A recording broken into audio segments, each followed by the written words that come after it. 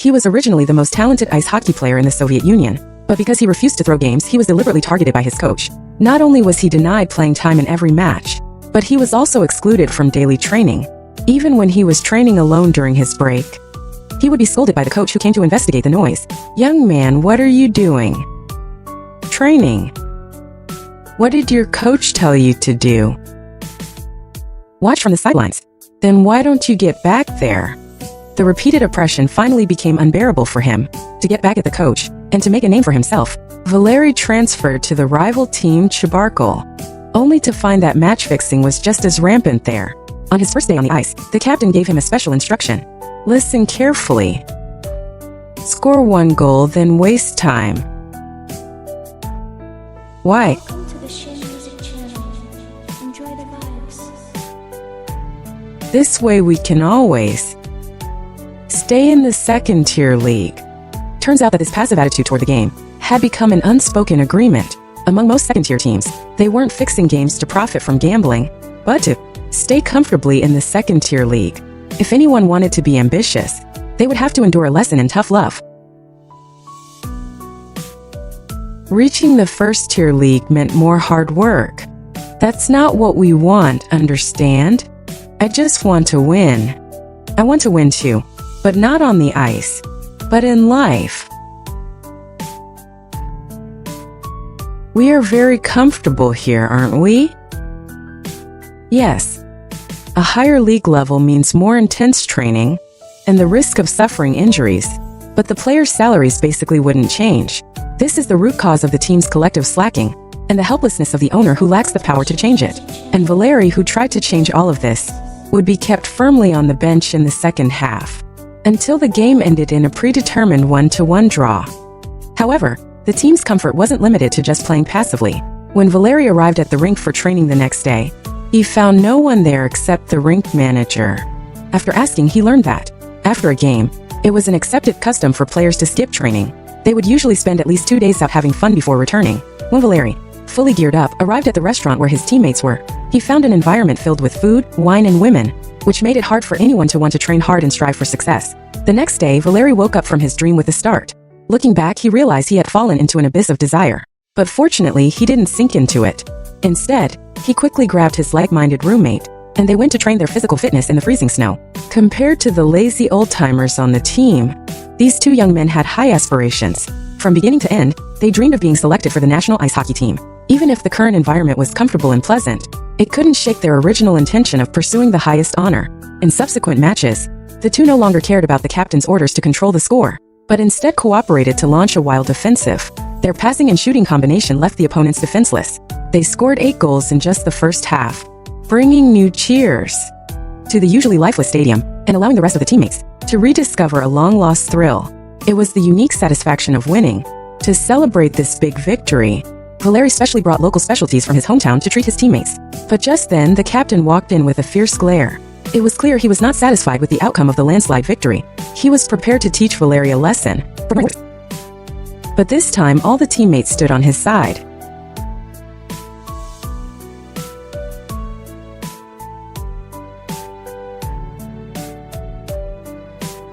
Seeing this, the captain had to leave in frustration. From then on, the atmosphere of the entire team changed completely. They began to crave winning, began to train actively, and began to put on breathtaking performances on the field.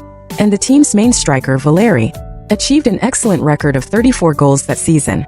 Because of this, he was favored by the famous coach Tarasov, and was about to transfer to the top-ranked Soviet team, the CSKA Moscow ice hockey team. And the captain, who had previously viewed him as a thorn in his side, offered his blessings at this moment. Congratulations. But when he traveled over mountains and rivers, crossing 1,800 kilometers from the Ural Mountains, to arrive in Moscow, ready to show his skills on the new team, he was placed directly on the bench by Coach Tarasov. Every day, he could only watch his teammates train with longing. For an ambitious player, this was undoubtedly the greatest torture. Just when he was completely puzzled, the team's assistant coach explained the reason.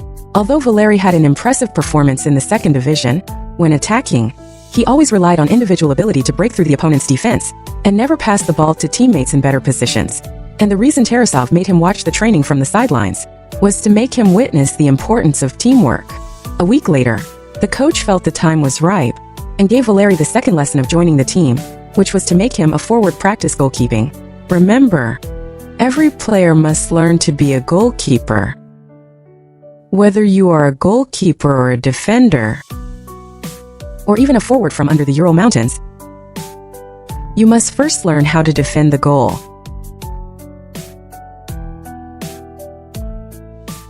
Sorry, brother.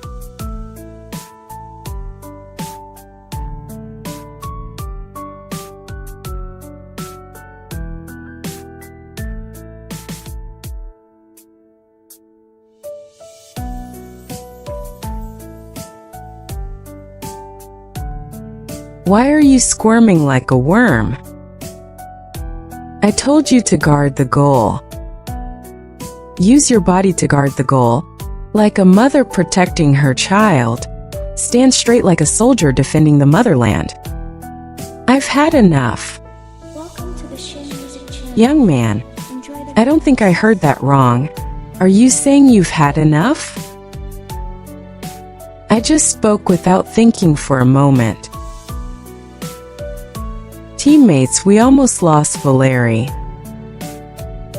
an outstanding forward and hockey player.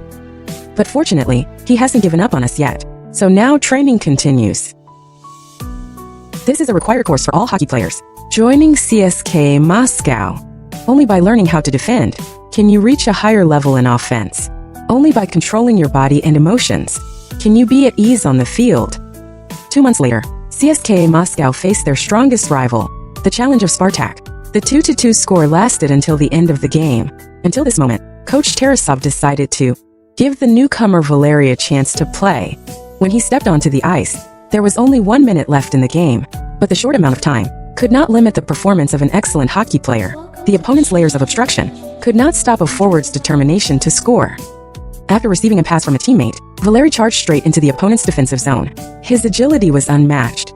His skills were superb, and his judgment when shooting was extraordinary.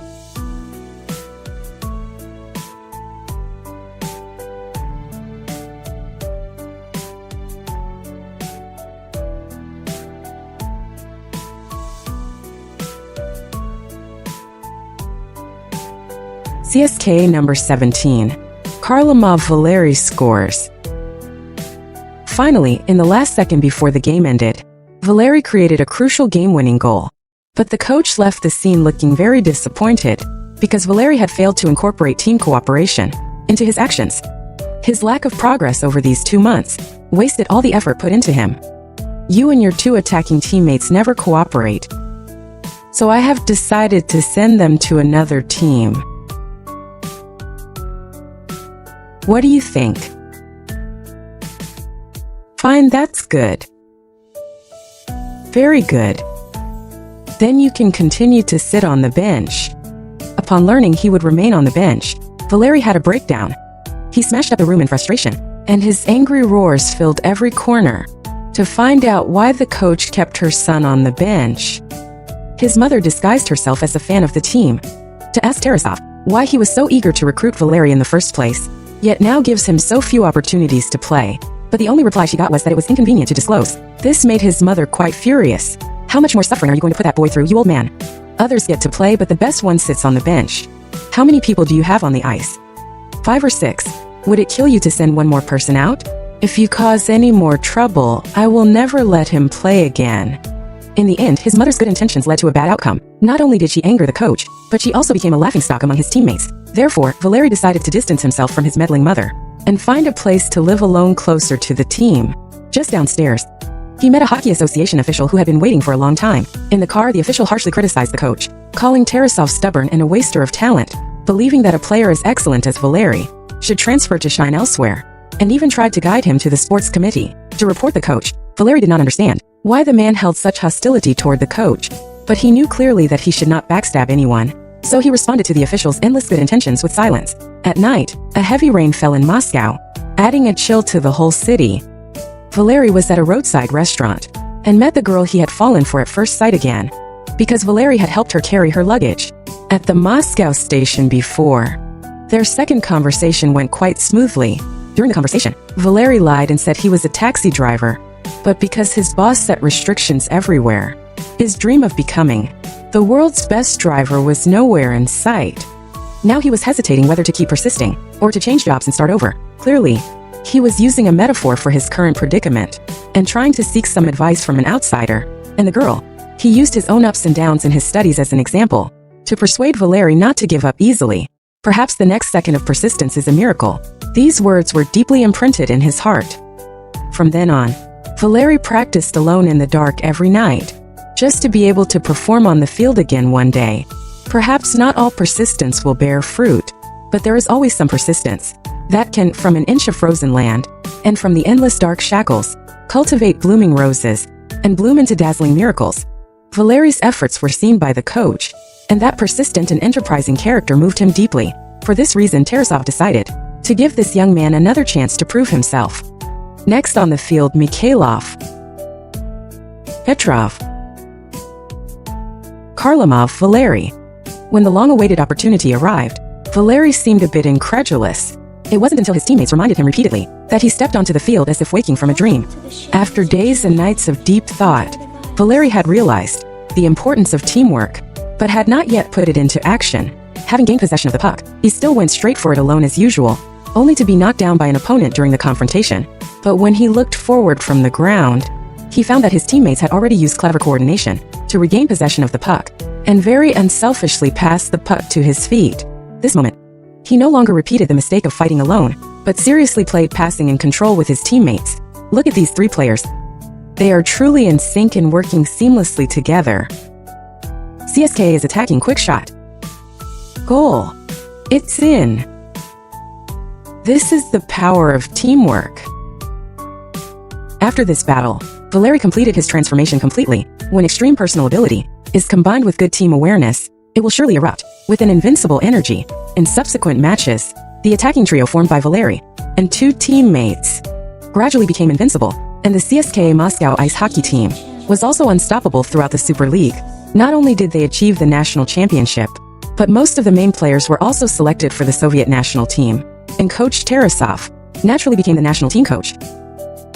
Under his leadership, the Soviet Union won the 1971 World Ice Hockey Championship. But unfortunately, Canada, the recognized world's #1 team at the time, did not participate, leaving fans disappointed in their expectation of a clash between the Titans.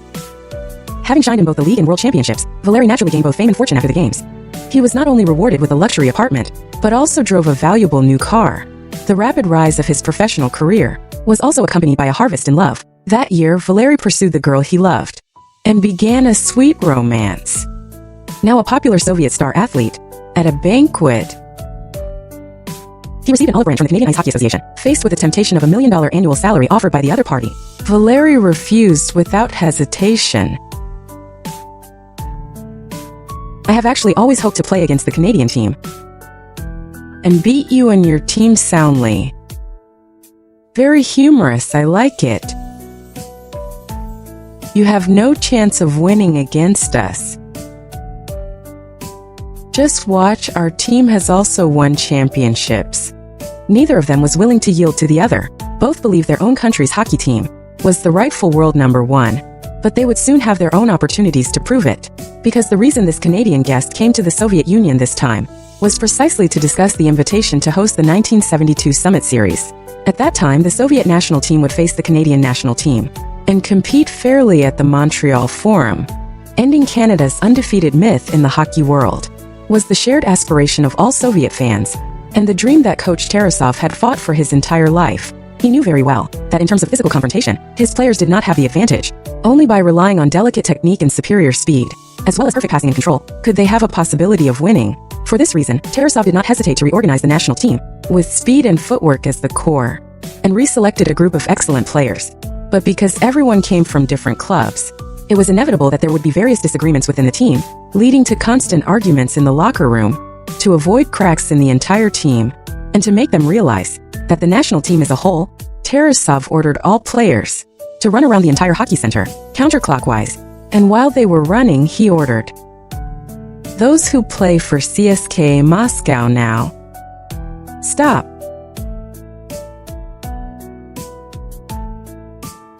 Get up, keep running. Stay closer. players who play for Dynamo now, stop. The players were inevitably tripped by those in front, and without understanding why, they got up and continued running. No one understood the coach's intention, until Valeri shouted in the crowd, "Don't stop, keep running." I said don't stop, keep running.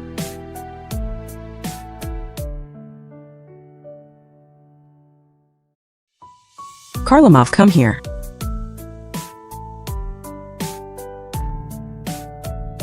What did you mean by don't stop? Because we are not CSKA or Dynamo now. Then what are we? We are the national team. We are the Soviet national hockey team. Hearing this, the coach nodded with satisfaction, and immediately gave the order to end the training. A single flower does not make a spring. A lone goose cannot form a flock. To have an unspoken understanding, and the determination to help each other in the same boat, the prerequisite is to first identify with the unity of the group. After this training, the team's cohesion soared, and their coordination with each other also gradually improved day by day. Therefore, in the 1972 Sapporo Winter Olympics, which Canada did not participate in, this reorganized Soviet national team easily won the championship. However, after the game, the previous Hockey Association official approached Valeri again, asking him to write a report about Coach Tarasov deliberately burying players. But now Valeri had already gained Tarasov's trust and importance, also understood the reason why he had delayed letting me play earlier. Therefore, I chose to refuse without hesitation. However, the other party threatened at this moment. Seems you intend to withdraw from the match against the Canadian team, right? I only need you to write a simple report. This is my phone number. I hope you can change your mind by tomorrow morning. Impossible. In fact, the other party had been plotting to ruin Tarasov's reputation, because many years ago, Tarasov kicked the other party's unmotivated son off the team, so he held a grudge and was always looking for a chance to retaliate. Although Valeri did not know about the past grudge between the two, he knew very well that he could not betray the coach no matter what, even if it meant risking retaliation. He thought that as long as he acted uprightly, he would be safe, but Valeri still underestimated the other party's capabilities. A few days later, the national team was scheduled for a bizarre friendly match. The opponent was surprisingly the second-ranked Spartak team in the league. The gap in strength between the two sides was obvious. Everyone thought the national team would win easily. However, just as the match began, national team player Yusov was tripped by an opponent's foul. But the referee not only didn't give the opponent a yellow card, but instead, on the grounds of delaying the game, sent Yusov off the field. Seeing this, Coach Tarasov had to send in the ace attacking trio. With their seamless coordination, Spartak's goal was breached in an instant. The score became 1-0, with the national team in the lead. However, at this moment, the corrupt referee signaled that Valeri was offside, disallowing the goal. Regarding this, the commentator bluntly stated, "The officiating in this match is baffling." And Coach Tarasov was even more furious, cursing the referee as a crooked bastard. The assistant coach tried to persuade him to calm down on the side. After all, many high-ranking officials were present today. Losing his temper would damage the national team's image. Besides, this is just a friendly match. The outcome doesn't matter. But Tarasov retorted righteously, "There is no such thing as an unimportant match in the world. Everyone gather. Get off the ice, all of you." Tarasov recalled all the players and declared that unless the referee was changed, he would firmly refuse to play. Even with many high-ranking officials present today, he would never tolerate any behavior that tarnished the game. In the end, Tarasov's uncompromising attitude clashed with the Hockey Association's rigid arrangements, forcing this dramatic match to be terminated. And this instantly made Tarasov a target of public criticism. Many fans who didn't know the truth hurled abuse at him. At this moment, that Hockey Association official finally revealed a satisfied smile. It was clear that he was the one orchestrating all of this. After realizing this, a slow-to-react Valeri immediately drove off to settle the score with him. However, the heavy rain and his angry state of mind caused him to lose basic judgment of the road conditions.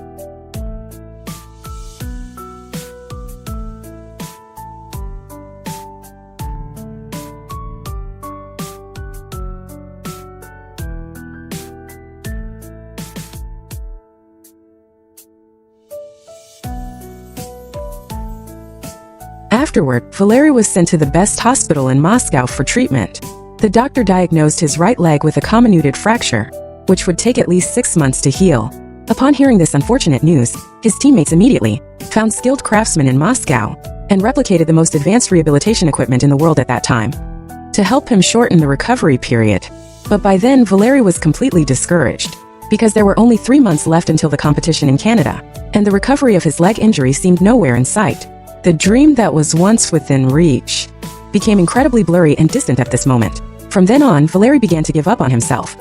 He used strong liquor every day to numb his frustrated soul. Coach Tarasov could not bear to see him so dejected, so he took him directly to the hospital morgue and pointed out bluntly that the current Valeri was no different from a dead person, because both had lost the spirit of the living. But unlike the dead, Valeri still had the option to choose again. You must continue to live. Do you understand? Not for the sake of the competition in Canada, but for yourself. For your future life. Do you understand, Valeri? Then the coach said earnestly, dreams are not a necessity in life. Even if you lose the chance to participate in an important competition, you cannot lose the attitude of living life well. Valeri was deeply moved after hearing this. Indeed, one cannot be defeated by a single setback in life, let alone the possibility of miracles happening in the future. After figuring it out, Valeri began to actively recover. Positive mindset, advanced equipment, and the help of the best doctors in Moscow allowed him to take only 2 months to be able to remove the cast and walk. To help him gradually adapt to the previous competition intensity, Tarasov arranged for Valeri to train with the children's team first. Once he stood out among the talented children, he began training with the league club members. Under Tarasov's guidance, Valeri recovered rapidly, and 1 week before the competition started, he was notified to return to the national team. His teammates were all in disbelief when they saw him. They didn't expect him to have actually created a medical miracle. But the teammates' subsequent confession left Valeri in deep shock. It turned out that since the day he publicly gave up the competition, Tarasov had already been removed from his position as the national team coach by the association. But he had always asked the team members to hide this from Valeri, just so he could focus on his recovery. And the last thing Tarasov did for Valeri was to use all his past honors to vouch to the new national team coach that Valeri, who had just recovered from a serious illness, could take on the role of the team's main attacker.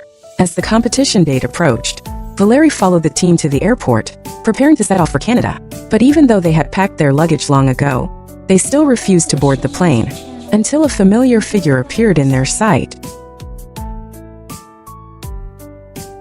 Guys, it's Tarasov.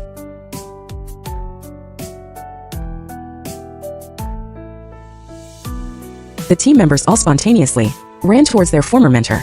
Their looking back before boarding the plane was just to wait for this reunion before departure. What's wrong, kids? Did you think I wouldn't come to see you off? You guys, you don't understand. Actually, you have long been my whole life. Enough said, let's go. The wind blows through the years, and people miss the shallow autumn. Every bit of the time spent together in the past has now turned into mottled and overlapping scenery in the sincere and honest greetings between each other. More or less, they all hide the joys and sorrows of life. Canada, the undefeated legend that can conquer the hockey world, was also the lifelong dream of Tarasov. But now that he has been removed from his position as coach, he can only silently hope in his heart, sending his blessings from afar, and then carrying his full ambitions, returning the way he came, though unwilling. As the team arrived at the Montreal Forum in Canada, the mockery from foreign reporters poured in. They compared the Soviet team to novice elementary school students, while Canada was the master with superb skills. This was to mock the Soviet team for being vulnerable. A reporter even jokingly asked, if the players lost this game, would they be exiled to Siberia to dig potatoes? To this, the Soviets remained calm and composed, retorting with, we will be the champions. In the few previous encounters, the Soviet Union had never defeated Canada head-on on the world stage. Therefore, victory in this game was crucial to them. It concerned the dreams of an entire generation of hockey players. And with the gradual rise of the Soviet Union in the hockey world, Canada's status as the hegemon in this field was threatened. So they also needed this game to prove that they were still the best in the hockey world. As the referee dropped the puck, this unprecedented super tournament officially began. Just 5 seconds into the game, the strong and sturdy Canadians fully utilized their advantages, constantly using physical confrontation to seize control of the puck. The unprecedented intensity made the Soviets retreat step by step.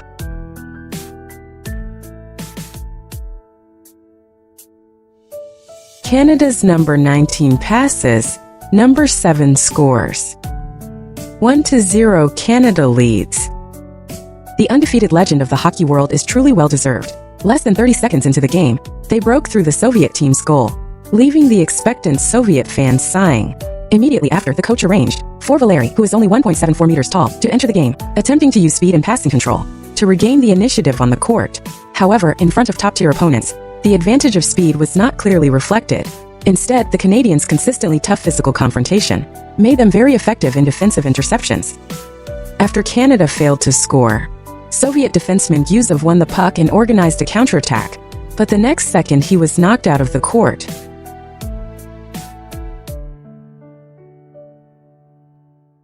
Damn it, my tooth that I just had fixed. In the subsequent confrontations, Canada's offensive was unstoppable. The number 24 player brought the puck directly to the Soviet goal, and then calmly pushed it in to score another point.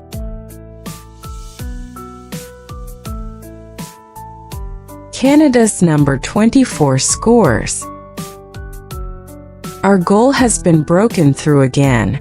What are you looking at? Each of you will stay for another 15 days. At that time, the Canadian fans at the Montreal Forum were cheering.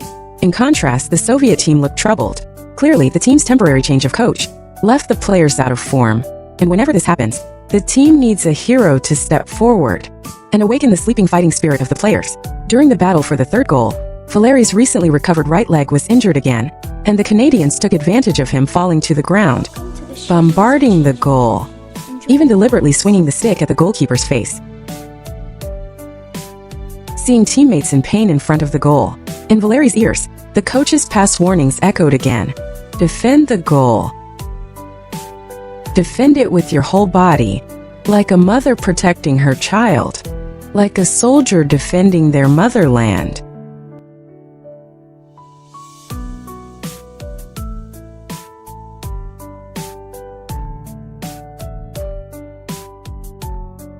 Valeri used his body to block the opponent's sure goal, and created an excellent counterattack opportunity for his teammates.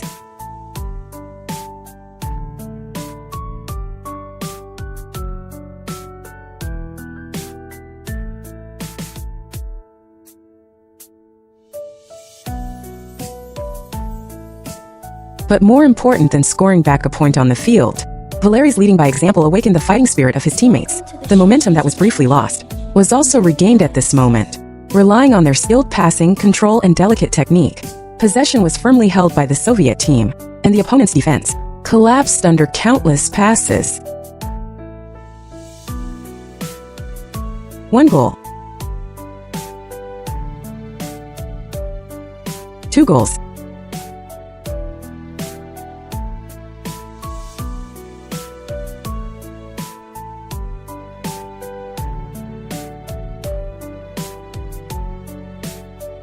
3 goals. With the team's star player Valeri scoring twice. Before the end of the first half, the Soviet team overtook Canada with a score of 4-2, and all the Canadian fans in the stands were deeply impressed by Valeri's strength and the Soviet team's brilliant performance. They spontaneously offered sincere applause. During halftime, the Canadian captain was furious. He didn't understand why in just half an hour they had conceded 4 goals. At this moment, their coach walked in and explained the reason. That is, the lack of defense against Valeri during the game, allowing him to do whatever he wanted in the attack. For this reason, the coach ordered the captain to take care of Valeri no matter what in the second half. However, no one expected that their methods would be so despicable. When the second half started, Valeri received a pass from a teammate, but the next second, he was hit by the Canadian captain's dirty play.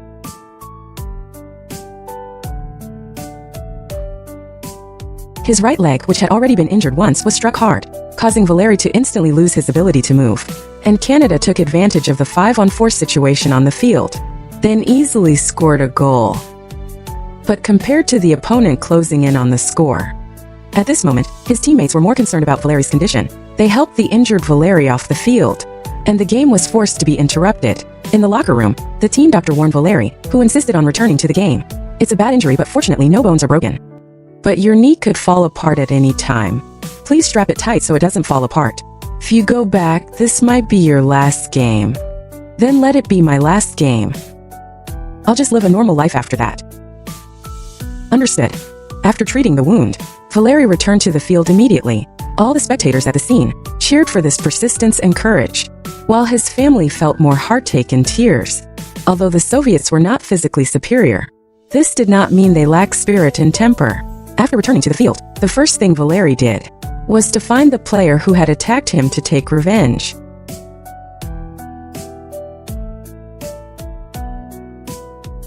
"Hey buddy, you're at the wrong bench, get out of here." Violence is also an important element of ice hockey. It not only vents the player's emotions, but also ignites the passion of the game. When Valeri was rotated off the field, his knee was already seeping with blood. Clearly, he couldn't hold on for much longer. But fortunately, his teammates all had the same determination in their hearts. That is, not to let Valeri's injury and blood go to waste. And the best way to pay back teammates is to expand the score lead on the field. For this, the Soviet team's number 15 player, during a defensive counterattack, almost single-handedly challenged the opponent's defense. Although knocked down by an oncoming defender, he held on until his teammates arrived from behind.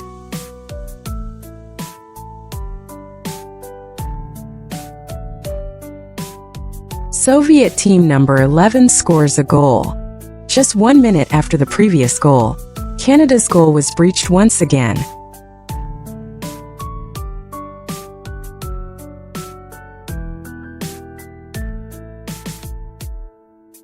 As the game neared its end, the far-leading Soviet team seemed to have victory in hand.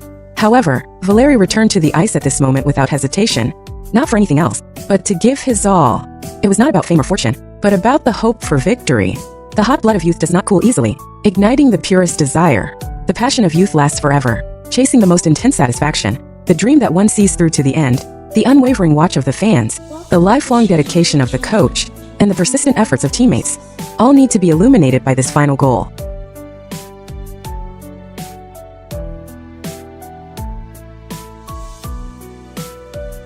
One 29.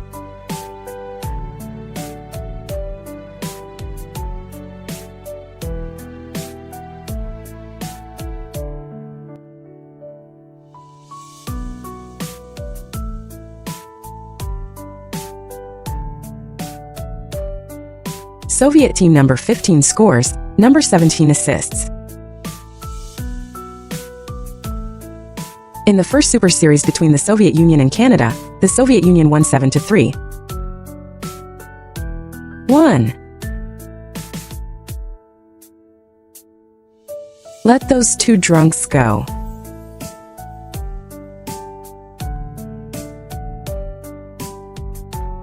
Welcome to the Shin Music channel. Enjoy the vibes.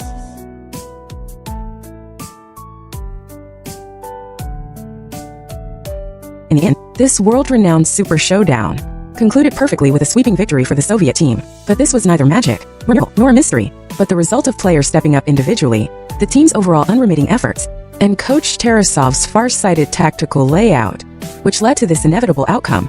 And the greatest contributor to the victory, Valeri, also received sincere recognition from his opponents after the game.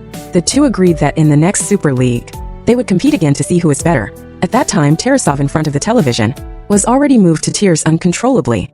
Although he could not personally lead the team to victory, this group of young players, and the tactical approach of frontcourt passing and control, were all the result of his brilliant mind. Therefore, he fully deserves the great title of the father of Soviet ice hockey. This is a true story. Valeri's full name is Valeri Kharlamov. He was once named the most valuable player of the Soviet Ice Hockey League, and also had a brilliant record in international competitions. In his life, he participated in 3 Olympic Games and 11 World Championships, winning a total of 10 gold medals, 3 silver medals and 1 bronze medal. But unfortunately, due to a sudden car accident, Valeri's life was frozen forever at the age of 33. To commemorate this legendary star, since then, the national team's number 17 jersey has been permanently retired. To this day, this tradition has not been broken, and the coach who pioneered the passing and control ice hockey system, Anatoly Tarasov, is also remembered to this day. In November 2018, Russia issued 11,000 stamps for the 100th anniversary of Tarasov's birth, to commemorate this great godfather of ice hockey. From an unknown second-tier player to a world-renowned ice hockey legend, what is required is not just extraordinary ability, but also the determination to strive for progress in a comfortable environment. After not getting an opportunity for a long time, but still maintain a firm determination to work hard, and in the face of fate's mockery and life's darkest moments, a powerful soul that brings the bitterness of life to the surface. And these experiences are also the explorations that each of us must go through. After all setbacks and accidents, are often the norm of life, as we constantly fall and get back up. We feel the tempering of time. In the cycle of being covered in cuts and bruises and self-healing, we search for the peace and firmness that our hearts desire. Even if current life is as painful as a comminuted fracture, as difficult as being 2 goals down at the start of a game, please never give up the hope of holding on, because miracles often bloom when defeat seems certain. Perhaps the luck of recovering in 3 months, the surprise of a big victory in the end, is waiting in the not-too-distant future, quietly waiting for you under the clear moon and gentle breeze. As for the scars from those dark journeys, they will in the future become our strong, indelible marks. Youth is always strong. Youth is always strong, and dreams are always full of hope.